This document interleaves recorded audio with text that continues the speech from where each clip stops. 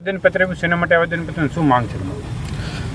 મહાનગરપાલિકા દ્વારા અબોલ પશુને, જે મૂંગા પશુને પકડવામાં આવે છે એના માટે માલધારીમાં રોષ છે. ત્યારે અમે સૌ માલધારીઓ નક્કી કરીને કલેક્ટરશ્રીને આજે આવેદનપત્ર આપ્યું અને કલેક્ટરશ્રીને રજૂઆત કરી કે તમે અમારા માલધારીના જે પશુના વાડા છે એ અમને મંજૂર કરી દો, અને જો તમારે એ મંજૂર કરવાનો ન હોય ટાઈમ તો તમે અમારા માલધારીના પશુને પકડોમાં. અમારા માલધારીના પશુને પકડે, ખૂટિયા સાઈસવારે વિડીયા આવે, ખૂટિયા બાજે મેઇન રોડ ઉપર, એને કેમ નથી પકડતા? અને અમારા માલધારીના પશુને પકડી લઈ જાય ને વસૂલવામાં આવે દંડ.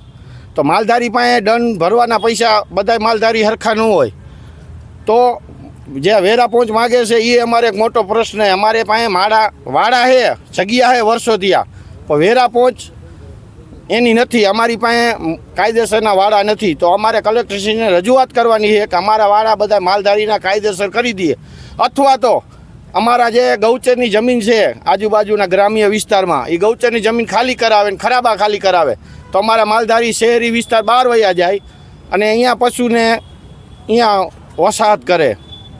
અત્યાર સુધીમાં કેટલા તમને દંડ ફટકારવામાં શું થાય છે? અમારે 4-4 હજાર રૂપિયા એક દિવસનો દંડ લઈએ માલધારીને, અને 3-4 દિવસ કાગળિયા કરવામાં થાય, 3-4 હજાર રૂપિયા એ થાય. એટલે 7-8 હજાર રૂપિયા એક માલધારીને એક પશુ અત્યારે દંડ વસૂલવામાં આવે.